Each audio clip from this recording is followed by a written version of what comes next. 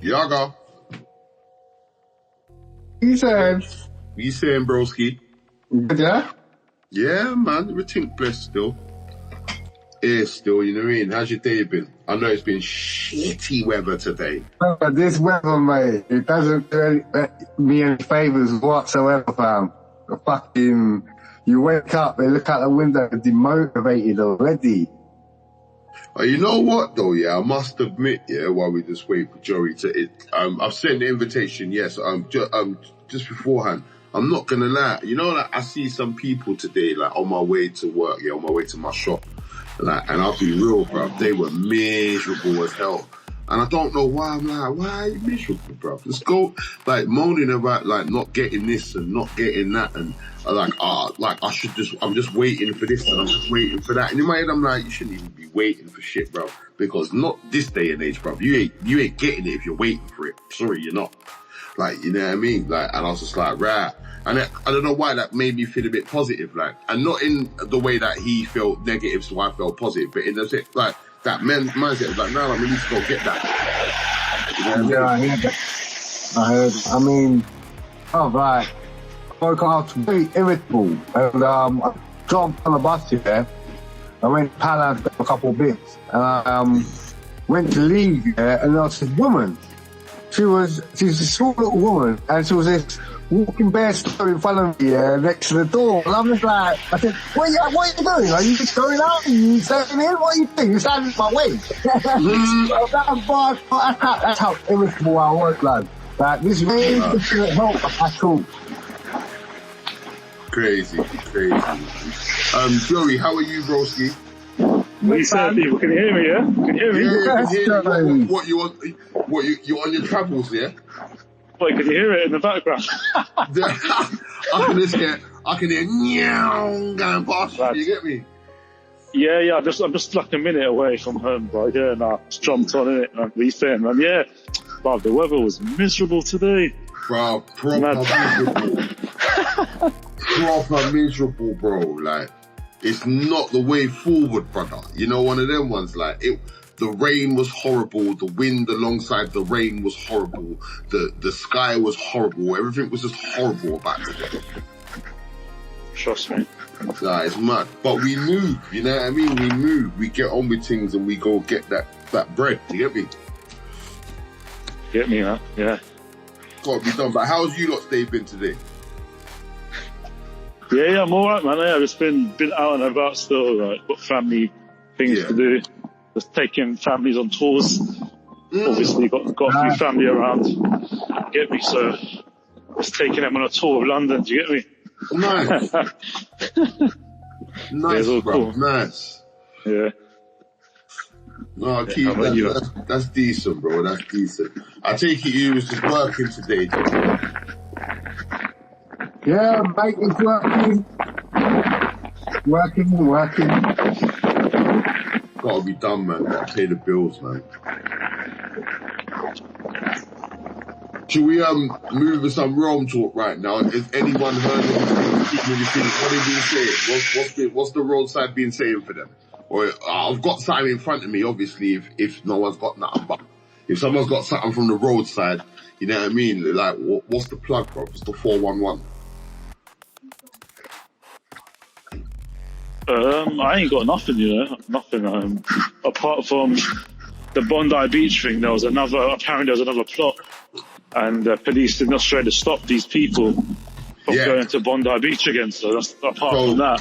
The one thing I heard, the one thing I do know about that, because I saw actually a news casting, not just news articles, but I actually watched the news. It was on the telly, and it came up. But they foiled 4 men. During the morning, during the morning, arrested 4 men, and they were part of some sort of organisation or some sort of plot to do something else. And they were travelling to Bondi Beach also. That's mad. I mean? And could this, so obviously the question is, could this be connected? I don't know if they've mentioned that yet, but could it be connected? You know what I mean? One thing I did notice, if you noticed, the son, wore, a black t-shirt. on the day he got nicked. If you notice, the 4 people that got nicked were all wearing black t-shirts also.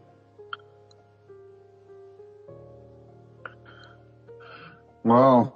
I don't know why. I'm just I feel like that these days. Yeah, you got to look at sometimes you got to look at little things, bro. Little things turn into big things, and sometimes just the uniform they wear can turn into something. Yeah, of course. I mean, you know, if there isn't like a foot put down from when the last one happened, then it's only going to encourage other people to do it. And if the government are not like getting more strict on some things, or like, you know, I don't know, the police themselves have got to be more vigilant in certain areas, certain groups, I don't know, like, all it's going to do is it's going to encourage people to go out and do it more, because it is like, well, okay, cool, they got away. I mean, they didn't get away, the dad died, and obviously the son, he was in hospital and he'd probably been arrested and the rest of it. But, you know, if you're looking at it as a cultural view, their thing is like, die for the thing, innit? Like, you take someone out and you kind of gain something in heaven, or whatever they call heaven. So, them, it's not really seen as a loss, it's seen as a win. No, I hear that. I think it's a bit crazy though, man. It is nuts. Like, are we going to see more of this over in Australia? And is this going to spill into other countries? Will we see more of this in other places? It's going to be...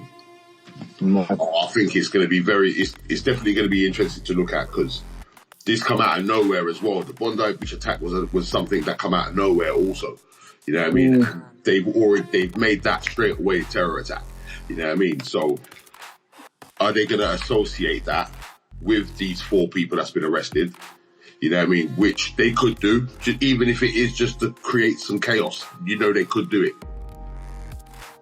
You see what I'm saying? So, but we'll see. We'll see, man. But I've got something in front of me, yeah? Just wondered if you lot want to hear it still.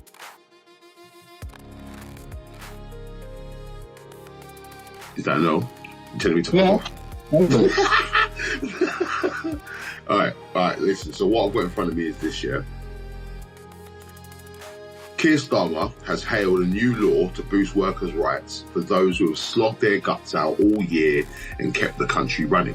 Yeah, writing with the papers, the Prime Minister said the raft of new measures, which includes a right to sick pay from the first day of illness, will drag the world of work into the 21st century. Also, it comes as the Employment Rights Bill finally received a Royal Assent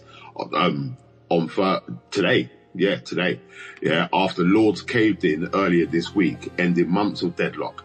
It means many of the provisions will now become law from April 2026. Marking the major moment, Mr. Starmer said, "It's not just the privileged few that grow Britain's economy and keep the country running. It's the cleaners, carers, nurses, engineers, shop workers, drivers, builders, bartenders, teachers and teaching assistants, technicians, cooks and more. Yeah, and people who have slogged their guts out all year. Whatever your job, you deserve to be treated with respect in work and to be recognised for the incredible contribution you make." That's what this new law does. And obviously today, MPs cheered in the Commons on the final day before the Christmas break as Speaker Sir Lindsay Hoyle announced the Employment Rights Bill received Royal Assent. The King signing off on the measures agreed by both the Commons and Lords in the last formal stage of legislation becoming law.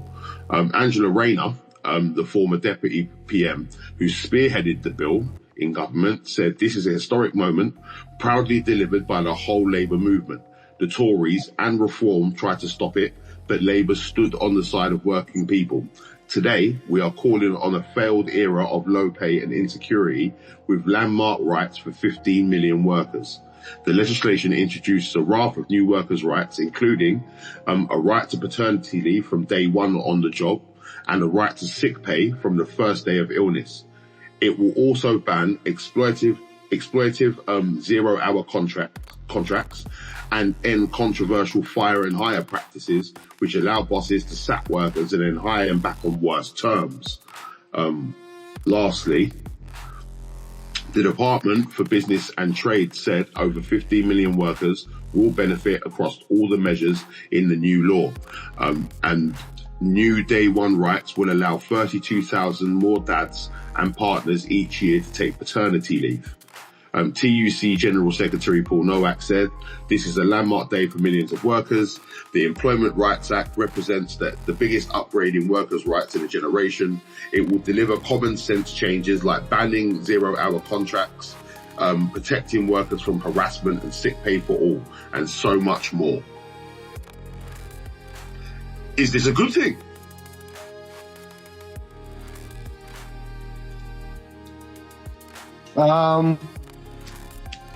So, 0-hour contract thing, definitely good on that. I mean, I don't even know how that became a thing that businesses were allowed to use. But realistically, but realistically, you know, there's always going to be knock-on effects for doing stuff. So generally, I'll probably just use an analogy for this. In any form of relationship, you generally have a probationary period. So, for instance, if you're getting in a relationship with a girl, on the first day, you wouldn't be giving her your bank card and the keys to your house. No. If you're having a relationship with a business, on the first day, you shouldn't be able to get sick pay and get all the benefits of the business.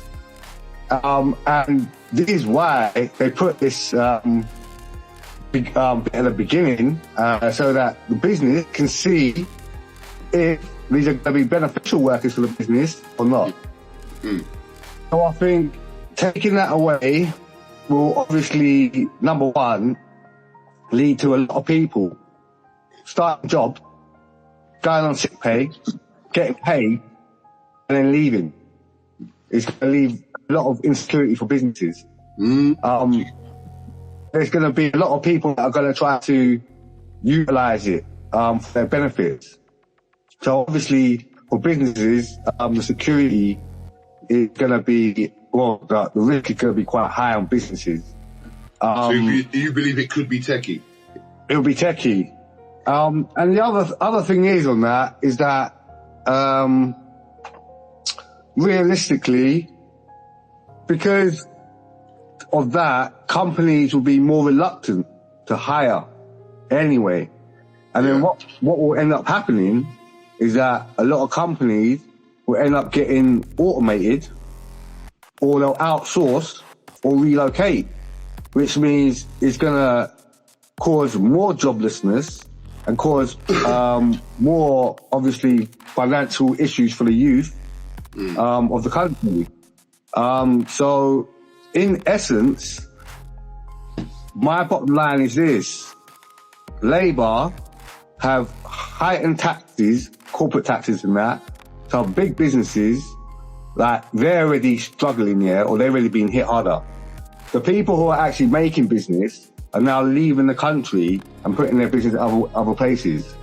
This is going to cause the rest of the businesses to have to think to themselves, well, is it more risky for us to invest in an automated service, because everything's more or less online now anyway, so we just close most of our shops because it's just going to be risky for us to lose out on billions. And also it kind of encourages people when they're going to work that they've got, if they want to take the business to court over a tribunal, they can do a lot more easier. And based on that, we know we live in a society where people are soft and like, they don't want to do stuff. And like, you go into a job, you have to do stuff, you got to do tasks. And, you know, a lot of people are like, I remember when I was working, a lot of them would give bare excuses. And it's like, well, now they can give bare excuses and know that if the company say to them, no, you've got to fix up and wear tear, the company could go to court now. So it does put a lot more risks on companies. So in the long run, not even in the long run, in the medium run, you could like probably see closure of businesses or businesses moving straight more to the automated side of life, isn't it? Yeah. No, I hear it. Just quickly before I come over to you, Joey. Gold, just quickly, I've sent you the invitation, so whenever you're ready, man, just press the button, you can come straight in. Live Lounge, how are you? Yeah, I'm good. I'm good. I'm here as normal, as regular, here to contribute and give bring a bit of common sense to the madness. That's all around us. Okay, wicked. Gold, how are you? Yeah, I'm good, you know. How are you, man? You man all good, yeah? Yeah, man, everything blessed, man. Jeez. Yeah, everything wicked. So just quickly, yeah, before I just quickly give an explanation of what we're talking about quickly. Joey, what's your thoughts, bro? If you could kindly briefly just summarise what you said. You sound far away from your phone. Oh, I'm here now, yeah? You know them way there. I sound like he's actually sound like at the you're an barbers, Empress he's at the barbers and he left his phone at home. The Bluetooth's so funny. I think maybe, I don't know, maybe it's the mic or something, I don't know, maybe it's because he's on headphones or something, maybe. But just while he's sorting that out, I'll just quickly give you a gist of what I was saying. So obviously the new Employment Rights Act has been given Royal Assent today. Yeah, because we can hear you. Actually, yeah, just before I actually go on, yeah, like, what's your thoughts, bro? Yeah. Well, if you could, could you briefly just summarise what you said? So is it giving it people more rights? Yeah, so he's saying that basically 15 million workers, you know what I mean, are going to get obviously more rights with this new Employment Rights Act that's been passed and given Royal Assent today. Yeah, it introduces a raft of new workers' rights, including a right to paternity leave from day one of the job and a right to sick pay from the first day of illness. Instead of waiting a week before you have to go and get fucking sick notes and shit. It also will ban 0-hour contracts and end controversial fire and hire practices, which allows bosses to sack workers and hire them back on worse terms. Also, the Department of Business and Trade said over 15 million workers will benefit across all the measures in the new law. And new day one rights will allow 32,000 more dads and partners each year to take paternity leave. Starmer has said his words, if I remember correctly. Where is it? Because I did read them out quickly. Where are we? Here we are. So he said, it is not just the privileged few that grow Britain's economy and keep the country running. It is the cleaners, carers, nurses, engineers, shop workers, drivers, builders, bartenders, teachers and teaching assistants, technicians, cooks and more. People who have slogged their guts out all year.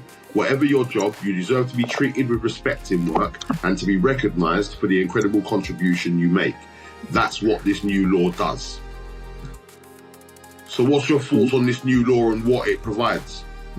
Yeah, I mean, I can understand where Jay was coming from about how this might create more job sort of insecurity for businesses and might be a downturn for businesses, but at the same time... freeze hiring, for example. Exactly, and like claiming sick pay straight away might be a detriment to some businesses. But at the same time, one thing I want to say is that it is good for the workers, man, to have some rights, because you got a lot of pussy old managers out there who just want to abuse their position and take the piss out of the people that are helping their businesses run. Do you get me? So this might actually install better work ethic in workers because they know that they've got protections, and it actually motivates them. I don't think all has protections. Only reason being, because I work in a company that does not give sick pay. And I don't think that's going to change just because this employment rights thing's coming. You know what I mean? So there's companies that do give sick pay, and I think for them, it will be good, it will be better for them. But for the ones that don't get sick pay at all in their jobs, I don't even think they're going to be able to, I don't think companies are going to even introduce it for them. Oh no, for sure. I mean, even when you said the number in the first place, I already knew that it's definitely not going to be available for every sector of work. But I think it's a good sign that it will be available to those who otherwise didn't get it previously maybe, but I think it's kind of a good step as well. What was the number again? Over how many million? 15 million. 15 million. 15 million workers.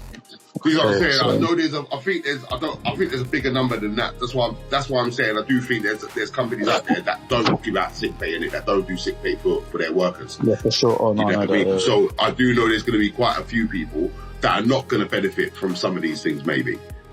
I'm not saying all of them, because there are things like paternity leave for dads and stuff, which I think should be like longer, because it's only like 2 weeks or something like that for paternity leave, which I think is fucking crazy. Yeah, so I do think that with that might be a good thing. You know what I mean? When it comes to that, I don't know about anything else. There is a few things that could be like detrimental, maybe. But my question is to obviously everyone on the floor, like I asked you and Jay, is this a good thing? Is this actually going to help 15 million workers or more?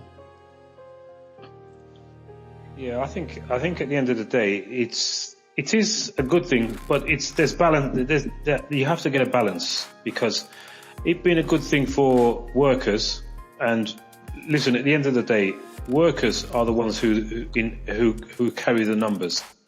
Workers are the ones who are going to vote you in. So what it's going to look like is that you're helping the workers, but the workers are not going to help you. Because the people who the workers are in a mindset, they sleepwalk. This is like the working classes and the lower working classes. They believe that the people who are in charge should be in charge, and the fact that the people who are up there with the elite, the conservatives of this world, they are hand in glove with the super elite. Okay. So they do a lot of things in order to keep their bodies in money. In place, yes. And they'll help them to make money. They won't close tax loopholes, but they'll close benefits, and they'll reduce the benefits, working benefits and taxes reduce working benefits for people who are working. But the people who are working, a low working class and working class, don't know that what's going on in the background with the super elite helping out each other, not closing tax loopholes, allowing their friends and brethren and so on to prosper behind their backs. So I don't think it is good for us as the workers. However, a lot of people won't realise what they're truly doing for us. And then when the super elite or the business owners are saying it's not worth it, and they're going to have to do cuts, all sorts of cuts to and get rid of and make people unemployed, it's only because there's not enough money in it for them, because at the end of the day they're selfish people, and what people who have money want is more money, and that's just how it is. So. And then what the working class and the low working class will do, will turn around to the government that's trying to to benefit them and say, it's your fault that I don't have a job. It's your fault that this, and it's your fault that. So they'd rather, we've talked about the matrix before, they'd rather be in the matrix and not know that they're in the matrix. Okay, I hear that. What are you saying, gold? Yeah. What's this? Sorry, with regard to regarding to this new employment act that's been given, Employment Rights Act that's been given Royal Assent, and the fact that obviously companies that do give out sick pay to their workers, they can now claim sick pay from day 1, not day 7, and also obviously paternity leave. I think looks like they're gonna be making that longer than the 2 weeks that they usually do give to dads and partners. You know what I mean? And also, I think maternity leave, they can claim technically from day 1 also. Okay, yeah. So they're just some of the things. There's also other stuff in this Rights Act where they're saying that it's going to help 15 million workers across all measures. Yeah, I heard you lot talking about the 0 hours thing. Yeah, that's been banned. That's now banned. You know, Yeah, it's no longer allowed. That's definitely like a good move, right? Like, because the 0 hours thing, it was dumb anyway. Like, because prior to the 0 hours thing, you got a contract. You like, I think I heard Jay saying, you know, you have a probationary period, and then you either keep the contract or you don't. Yeah. And what they were doing was, we all know what they were doing with those 0 hours was just churning them round and round and round. Do you get me? Round. Yeah. So that was a fucking madness, fam. So I'm glad that they totally removed that now. That needed to be banned from ages ago. They've also banned. They're also looking to ban procedures that where you can do like this fire and rehire. So you can fire someone and then you can rehire them on worse terms in their status of employment. They're looking to basically ban and restrict that also. Yeah, I mean, look, that was, I think that's probably more for people who are not assertive with their rights, because I don't, you know, like if somebody fires me, and then they send me a letter 2 weeks later saying, yeah, we want you back, but some terms have changed. You have to laugh, innit? Yeah, come on, bro. I'm gonna laugh. I'm gonna laugh. You have to laugh. And I say, I hope those contract terms are better. Yeah, exactly. Because someone's firing you, like, you know, I suppose there's probably instances where it is not nefarious or anything, you know, like Christmas jobs, for instance, right? Because you get the Christmas job. What, like temp jobs? Yeah, temp job, like. But Christmas jobs are slightly different from temp jobs, isn't it? Because temp jobs are like straight temp. You know, they're a temp. Where Christmas jobs can last up until maybe kind of February. like, maybe you might not be a temp at the end of this. Do you understand what I'm saying to you? Yeah. So I think overall, just from what you said, I mean, it sounds like a good step forward. I still kind of hit a snag on that kind of like sick pay from day one thing. Yeah. Because that's a bit. Yeah, I don't. That can be exploited, right? Do you reckon that can be exploited? Yeah, I don't really think that's so much of a great thing. It's neither here nor there for me. Like, I think obviously if you just started working, well, look, bro, any job that I've worked in, like, I've never expected that if I was going to get sick in that first week, that I'm expecting them to just pay me to be sick. You get me? Because I'm not actually working. You haven't proved any work in that first week, bro. You get me? So yeah, there's that. And then there's the maternity and paternity thing. Yeah. I mean, I agree with that, you know, as I say to you, because people got to have their time. You know, so increasing that is a good thing, I think. But I think obviously, again, it can be exploited. Maybe there's a way to do that within proportionality. Yeah, because look, I mean, companies ain't gonna hire some woman who's just about to drop something. No, for real. It doesn't really happen anyway, right? Unless she's a real specialist and they've headhunted her maybe, or something like that. It rarely happens, right? So yeah. I mean, at the moment, as I said, it doesn't sound like anything bad. These are the reforms that I would say that they should have been concentrating on straight away, because that is what their party is supposed to do, like concentrate on worker reforms.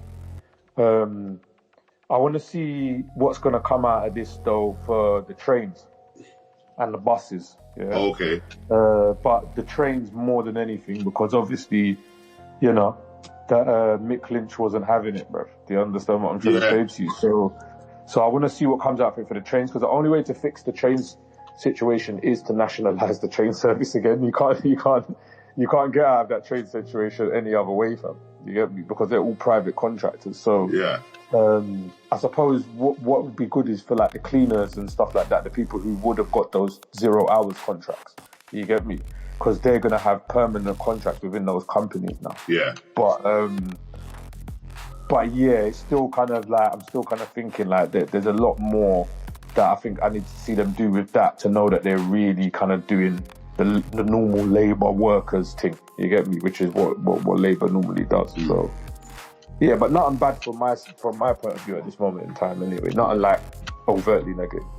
No, obviously we've got to see what it's saying once it's kicked in and we can see how it's working. Maybe.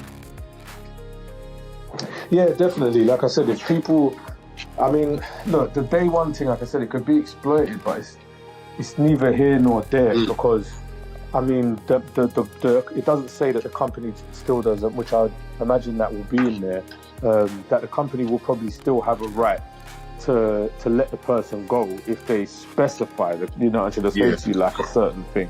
So companies might be able to specify like, you know, hey, or they might, I think the law will be more that they have to specify now in the contract, you know, very explicitly that you can take, you know, sick days from these days and these days, but, you know, if you do take sick days, you know, you'll be on some kind of, I don't know, monitoring or something like that. You know, should I say when you come back? I don't know, like that could be implemented. No, but that's I think that's normal anyway. To see what this, because listen, if you take a certain amount of sick days, I think by law they are allowed to reduce your sick pay benefits, and also they can put you on a disciplinary after a certain amount of 6 days. Because if you're not capable of doing a job because you're continually ill, then they have to have laws in place in order for them to move you on. Do you understand what I'm saying? So it's like that; those laws are already there. Yeah. But what this law was saying is that if you start with a new company and you're sick within the first week, you don't get nothing, which is ridiculous. But if anybody wants to be sick continuously from the first week on, then they deserve to be fired anyway at some point. Because you can be sick, but for you to start a company and then be sick for like you know a week. 18 months. No, not 18 months, but a week. Right, listen, some people do it, man. They have long-term sickness. Wow. So if they're going to have long-term sickness on the first day, then that's very unfortunate for the person. Oh no, of course. I'm not saying it. Let me say something though. When you check it, like bear man would risk it because you got to think about it, right? You get 3 weeks, bro. Yeah. In the beginning, you get me? Yeah. So if you're working with like a 3 or 4 grand a month job, fam, that's a good chunk of your change, my guy. You get me? Yeah. Like in the first week, bro, you didn't have to do shit. You got levels, so it's like, yo. So you kind of went on sick leave before they had a chance to find out that you can't do the job.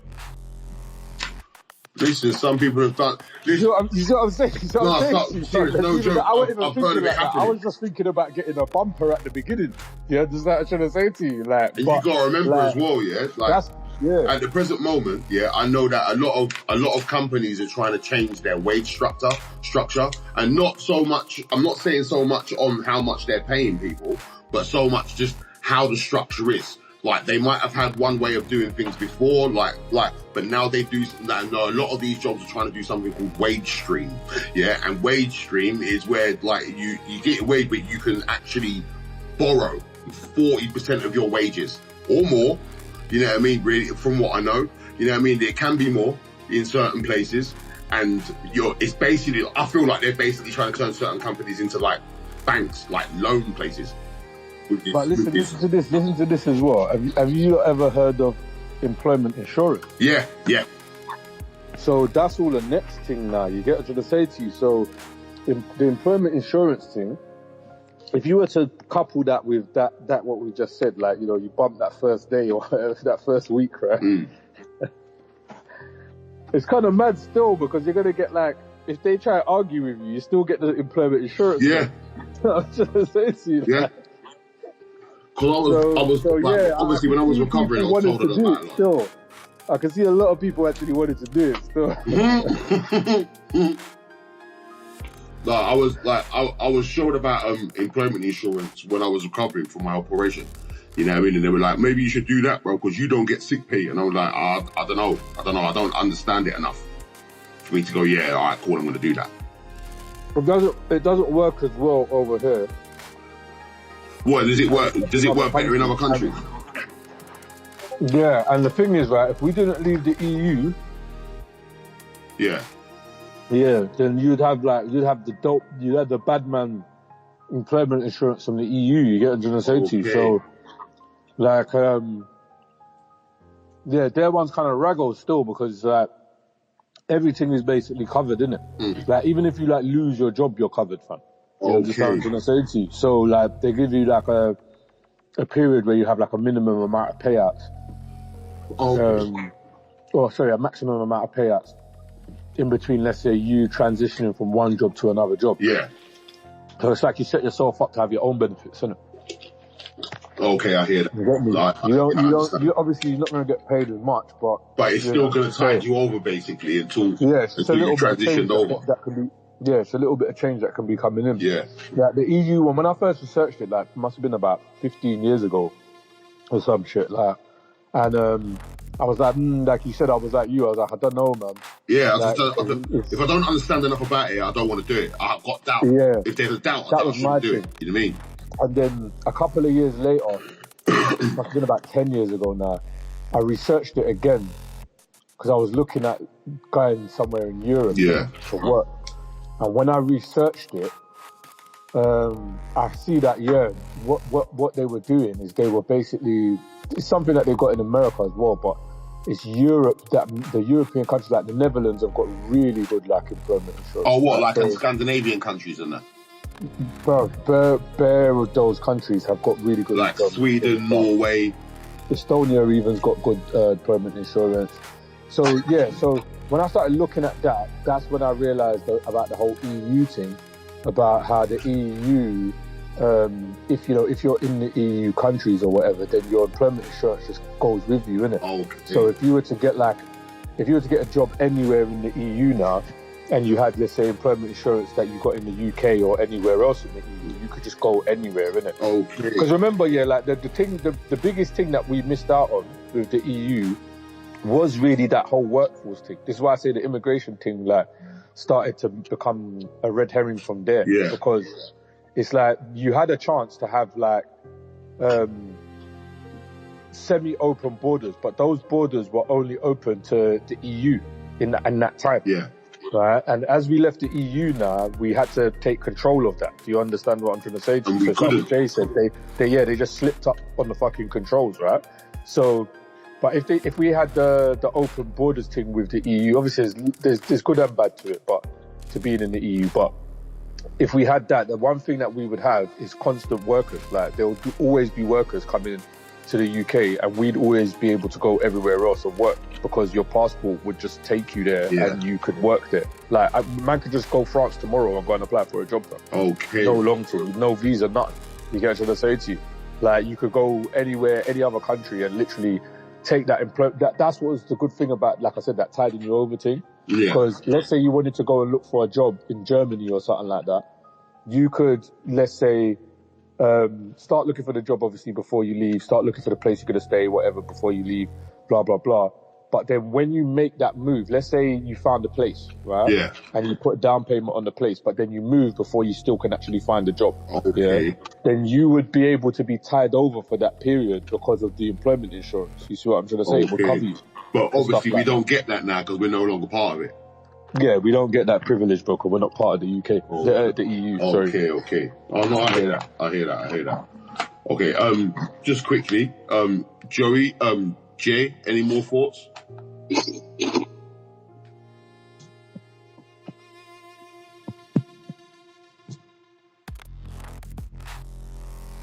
Joey said. Yeah, can you hear me? Yeah, can hear you. Yeah, I mean, I'm glad we're talking very positively about the benefits we had when we were part of Europe, because I'm a great advocate for rejoining Europe. And as I said, nothing but bad things. But 90% of things which have happened to the UK since leaving. It far outweighs anything good that we've had, because even people, the reason why people have come in on the boats and stuff, it's because they are exploiting a loophole. When we had freedom of movement, so you could only come in if you had a passport, if you were in Europe and you could come in, then if people did come via the boats, we had a returns agreement with Europe that we could just return them back to France, and then that would have been that. But because of the loophole that's there now, because of Brexit, they can come because we're not part of Europe, and we no longer have a returns agreement because we're not part of Europe. We don't have a returns agreement now with France. That's why it sounds so simple and straightforward. We catch them at the beach, we stick them on a boat, and then we just sail back over the channel and drop them off on the French beach. Isn't that simple and straightforward? But why doesn't it happen? We have to ask ourselves, why does that not happen? And there's a reason why, because of Brexit. And there's shit at controlling their thing. Who's shit at controlling what? Well, the government what do you mean? Shit at controlling the borders. No, but we've been down this road already. When you say control the borders, what does that mean? You can't go to another country. That means like stopping the immigration and getting as high as it already is.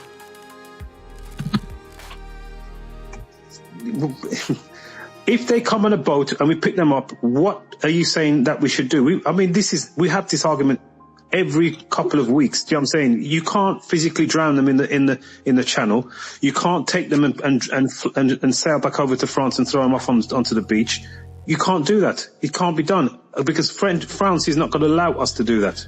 So when you say they're shit at controlling their borders, what is controlling their borders? Anyone can say, let's stop them, and then have nothing to say other than let's stop them. So if they come, compared to other countries, our immigration is mad compared to other countries, right? Am I wrong? You're wrong. I'm wrong.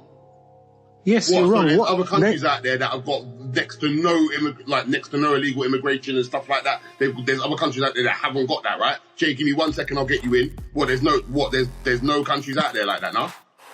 There are a number of countries that are like that because you just told me America. No, what I'm saying to you, there. All right, then compared to say, let's say France, Germany, Belgium, Sweden. Compared to those countries, are we shit? I'm going to find out right now. As I'm finding out. No, we're not, because they all have freedom of movement. They're all part of Europe. Freedom of movement.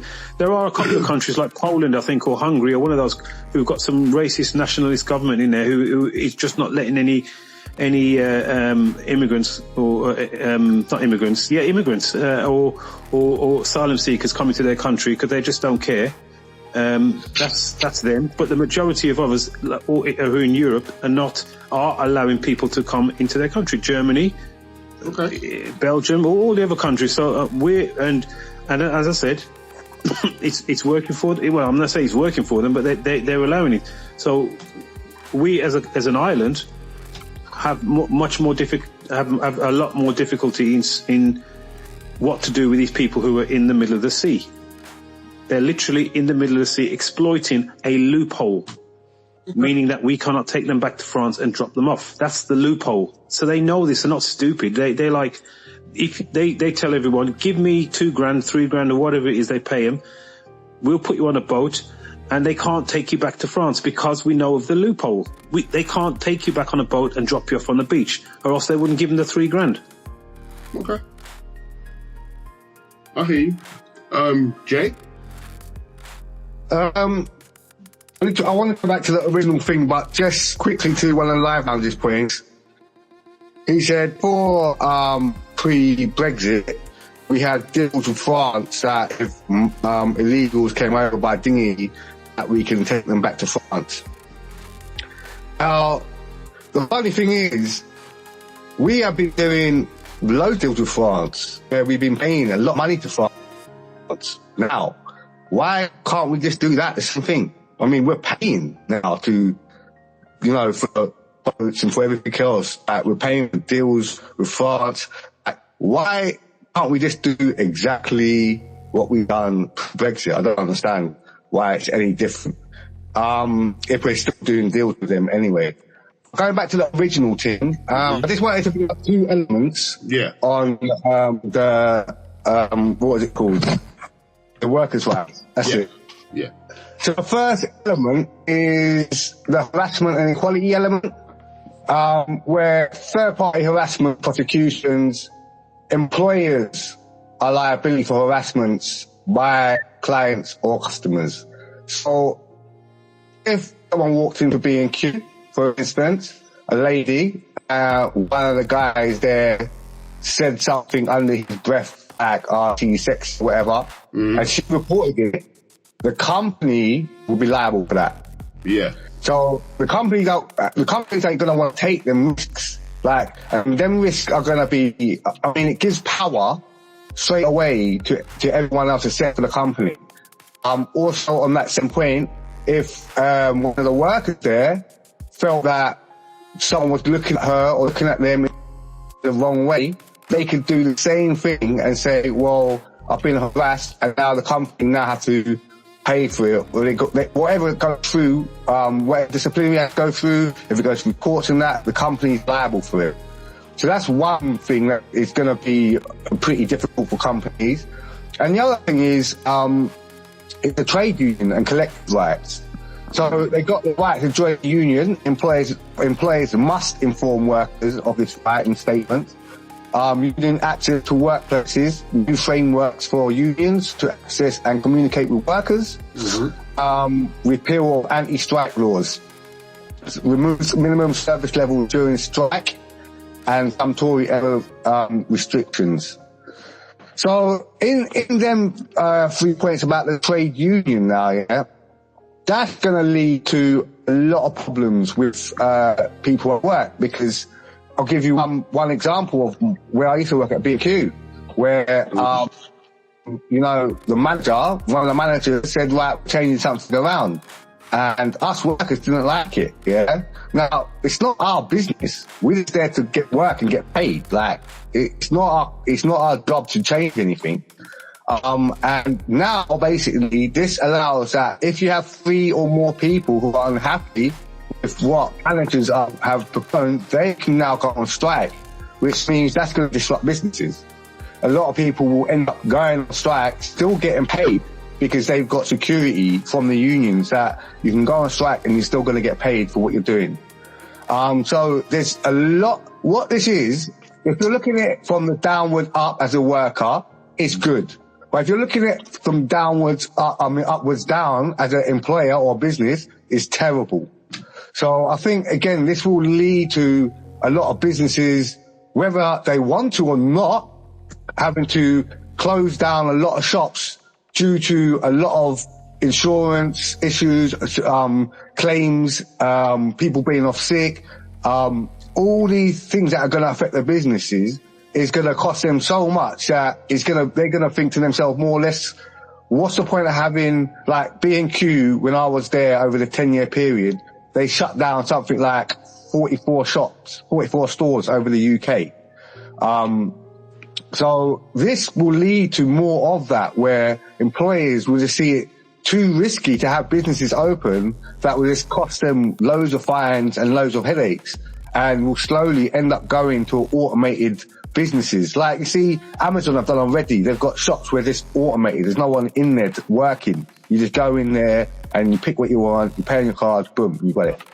So, and obviously you got the self-service checkouts, which have been expanded. I know when I was in B&Q, from when I started there, which I was there for nearly 10 years basically, when I started there wasn't any. And then by the time I left, there was only one till with a human being on it, and everything else was service. And it's like, it's already stepped into that direction. And what I'm a bit worried about is that this guy at the top, or not even Keir Starmer, but the movement of the agenda is to get this digital mainframe in, framework in. And this leads to that. This will lead to that. So, again, there is obviously positives, like the 0-hour contracts. I got caught up in that one time. I was working for a company, Pizza Hut. I had a contract. A new manager came in. He decided, right, everyone's going on 0-hour contracts. I said, what? I've got a contract with the company. You can't do that. I came in like every day having an argument and saying you can't do that by law. After 2 weeks, I came in, went to put my number in the door, couldn't even get into the door. They said, you're fired, you're gone. I'm like, what? What do you mean, Bob? Like, so 0-hour contracts, they definitely have to go, because they're so exploitive, man.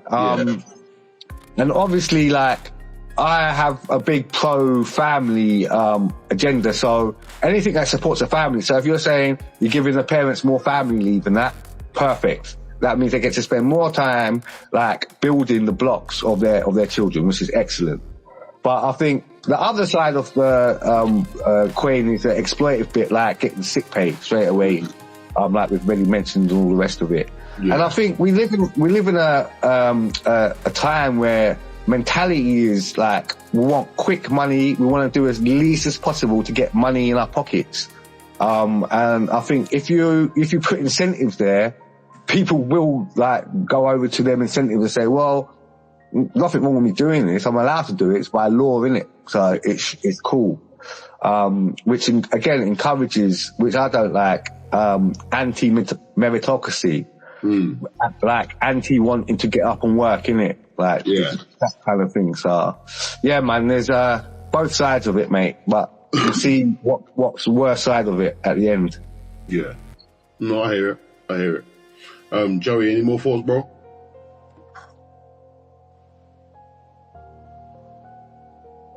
No? Alright, cool. Let's move on to the next thing. I've got it here. So I'm just going to go straight into it.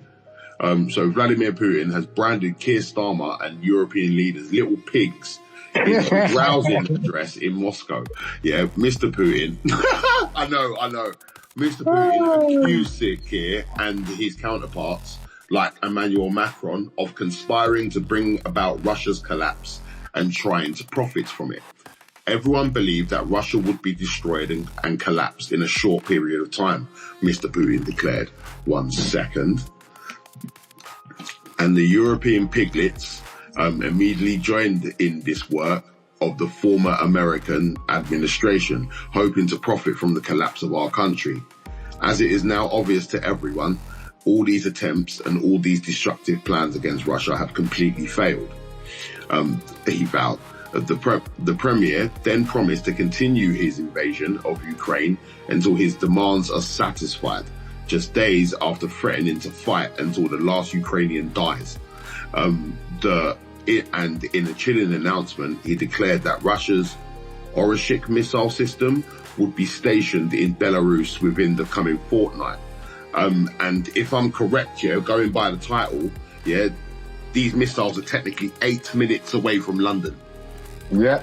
Yeah, like, as it says here, Russian state media claims the nuclear-capable intermediate-range ballistic missile weapon would be able to strike the British capital in just 8 minutes. The president showed no willingness to back down from his territorial ambitions in eastern Ukraine.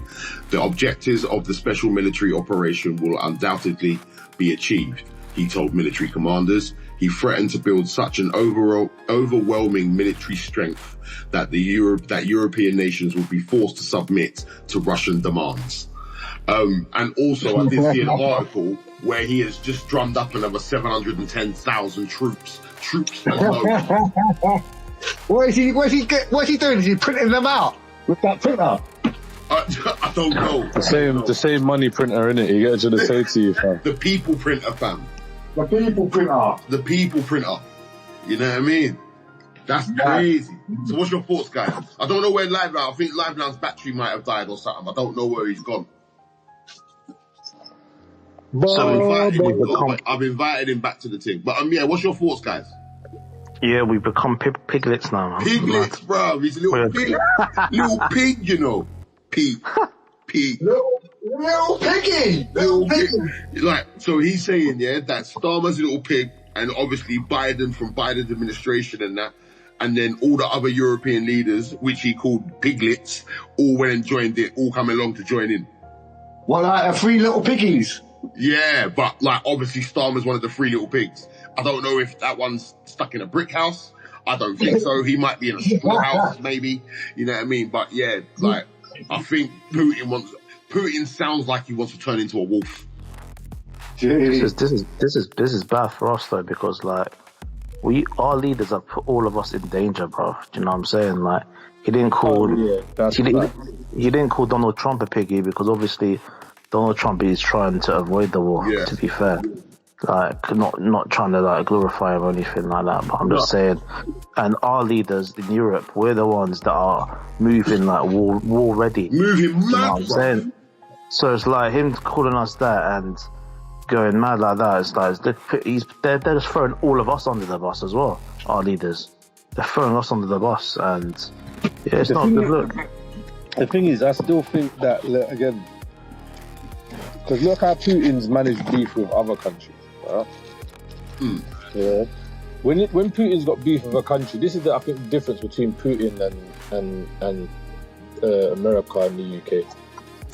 America may be I don't know, whatever, like, because they're just crazy, right? But or they're the smoke screen, shall I say?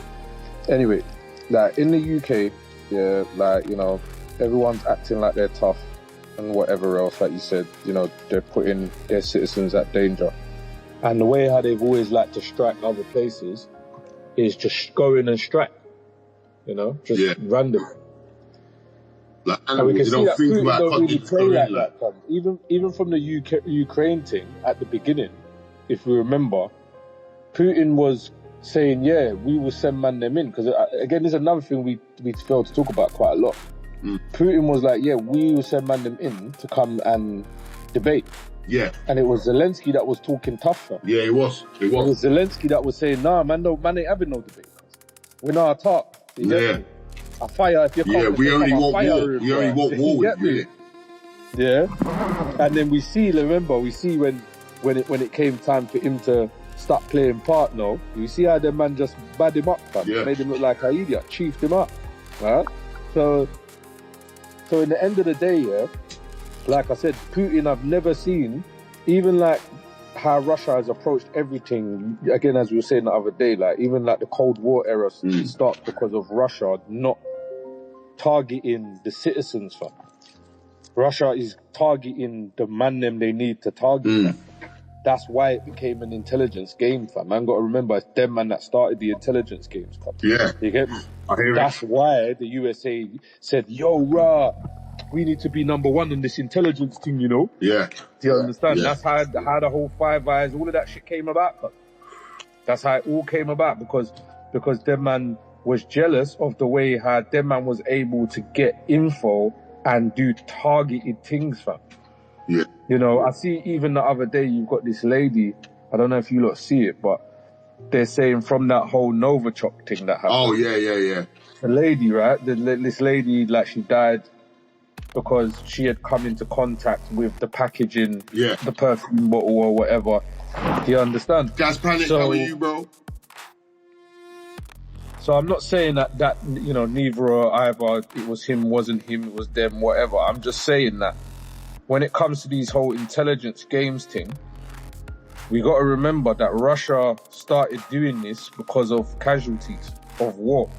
Do you understand? Yeah. Like, so it wasn't, you know, America didn't want to do that thing, fam, at the time. It's because Russia started winning like that. That's why they start doing it, because they realize it's a good tactic. Do you understand? Like, so if it was up to America, they would have just carried on doing what they're doing, innit? Like, they would do Vietnam over and over and over again. You understand what I'm trying to say to you? But they realised, nah, blood, we can't play like that. Man's got to play chess, innit? Like, man's got to play 4D chess. And they didn't do it, as I said, because of their citizens. They did it because they knew that the enemy had one up on them, right?